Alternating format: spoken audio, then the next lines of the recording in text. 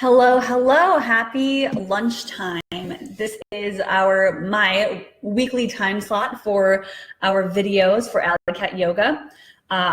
It's really bright in here, so I'm a little bit whited out. I'm a little bit of a ghost, but that way, I can't see any blemishes, whatever. So just pay attention by listening to what I'm saying and don't mind the the overexposure. So today we're talking about meditation. And I know as Alley Cat yogis, we might focus and start our focus a lot on our practice with the asana practice or the physical poses.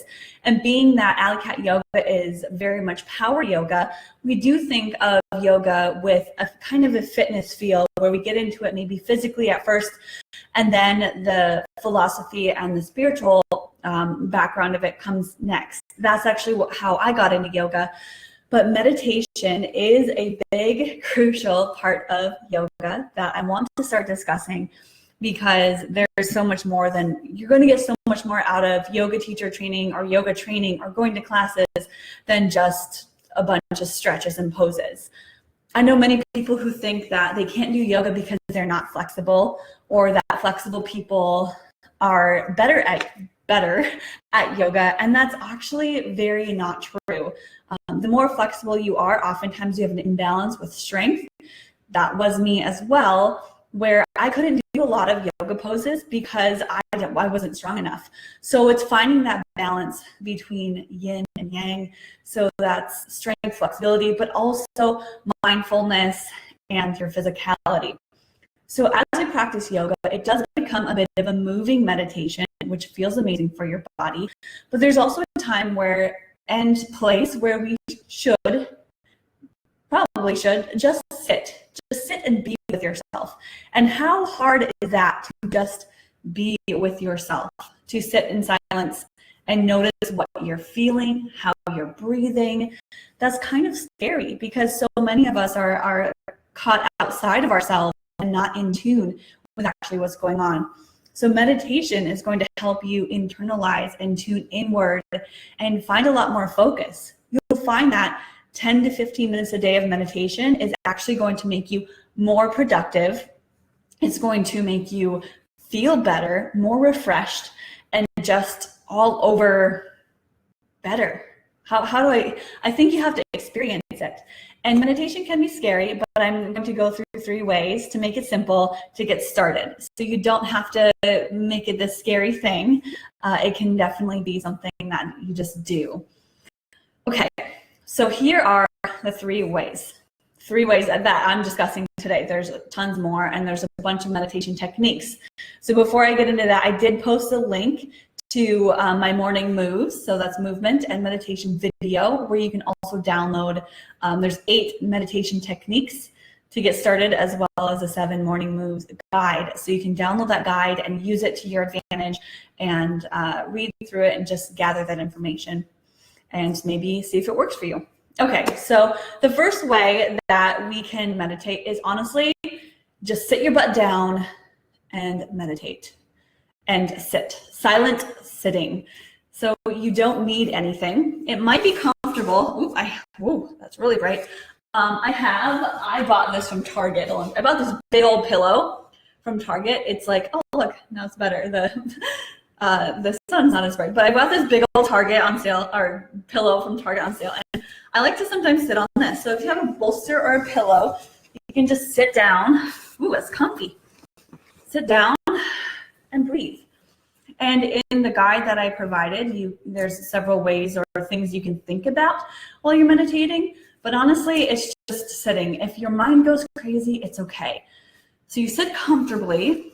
You can have your legs in front of you. You want your body to be upright. If you're lying down, and it's oftentimes we meditate in the morning, if you're lying down, it can often create kind of the opposite effect where you fall asleep. So we want to be sitting upright. You can close your eyes and just breathe. So if you want to join me, go ahead and find a comfortable position, and we'll spend like a minute. And you can start with just 1 minute. It doesn't have to be a lot. Start with 1 minute every single day. Soon you'll be up to what's recommended is 20 minutes twice a day. If you don't have time for that, then do it 4 times a day. So that's kind of just a silly saying. If you don't have time to meditate, do it more. So we're gonna start with a minute though. So about a minute, and I don't need to do a timer or anything. I'll just take a few deep breaths. There are some apps that are gonna be helpful that I'll go through in a little bit. So let's sit down, sit up tall, shoulders back and down. And we're not gonna add anything to our breath or do anything crazy. So we close our eyes, hands rest comfortably, and start to breathe in and out through your nose. And then here what you do is notice your sensations of your breath and your body. So notice how your nose is cooler as you inhale and warmer as you exhale. Notice the connection between your feet and the ground, and between your sit bones and the pillow or the ground. And then see if we can draw a little more length through the spine. And we just breathe and keep that awareness to our breath and sensations.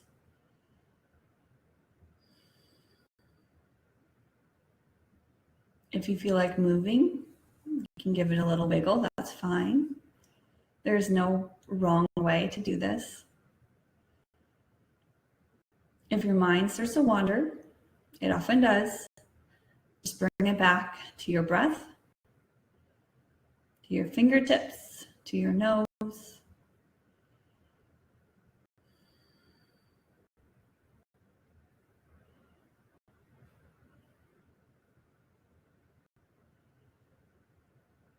You want to be sending your inhale down to the lower part of your belly. Feel your belly rise and fall.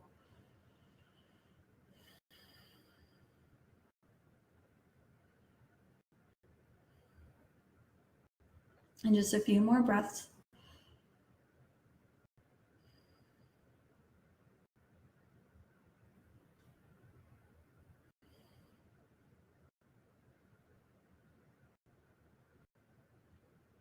And gently open your eyes. And we are done with our 1 minute meditation. And that is just sitting down and being present. Noticing your sensations, your breath, your mind. If it's wandering, bring it back. And again, in that guide, I do have like 8 different ways or things you can think about while you meditate. From, you can think of an affirmation, or you can have single-minded focus is my favorite, where you just pick a random word. Let's say it's tree, and you think of that word every time your mind wanders. So that's a good one too. And so it's not about accomplishing anything. In fact, you're accomplishing so much by doing nothing.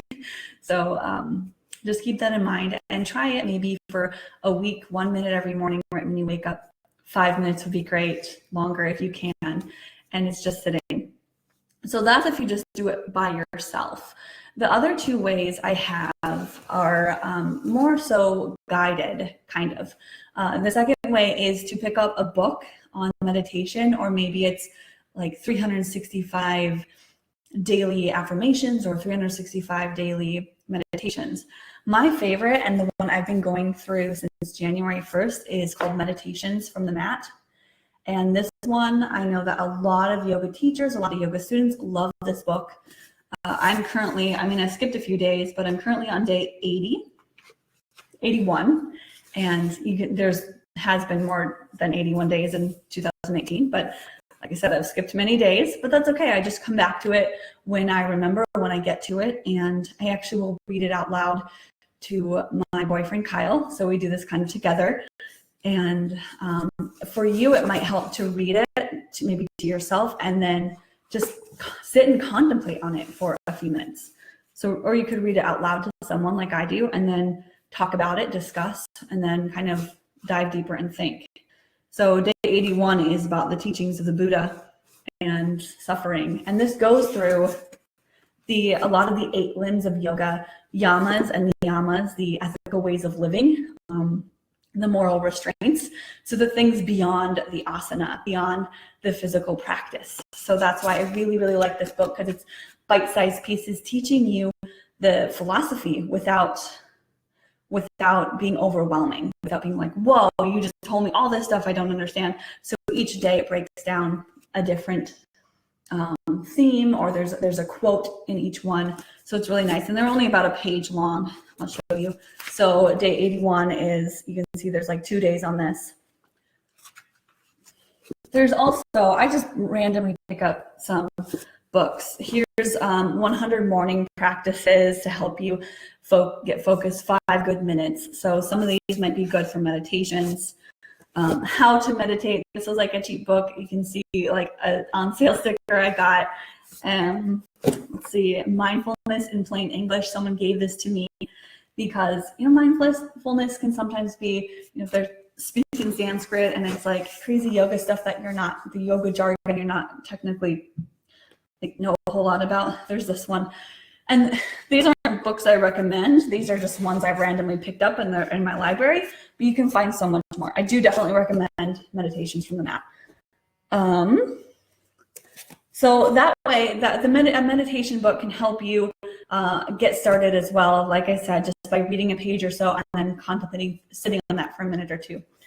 The last way you can meditate is a guided meditation. And these have been super, super helpful. And I've seen a lot of my friends, I'm friends with a lot of yoga people, have posted some fun guided meditations.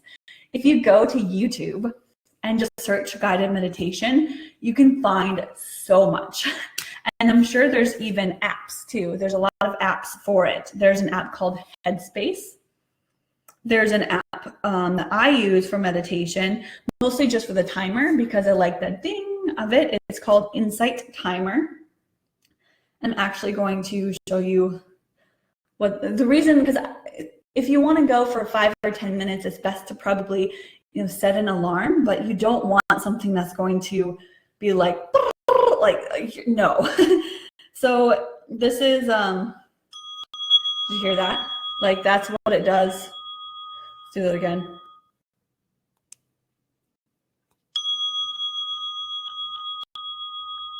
That's what it does to start, and then you can set the timer for however many minutes, and then I'll do that again at the end. So I use that as my timer, the little bing. So there's that, but they also do have guided meditations on this Insight Timer. And again, you can look for apps, you can look on YouTube.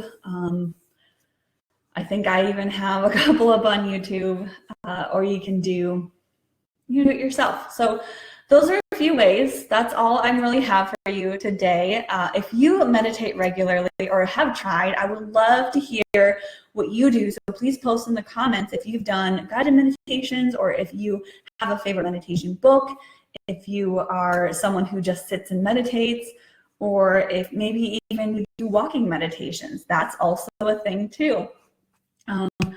When you do take a walk, I do recommend and suggest not bringing your cell phone, so it can be just you and nature. That's what I do every day with my dog. I just leave my cell phone at home.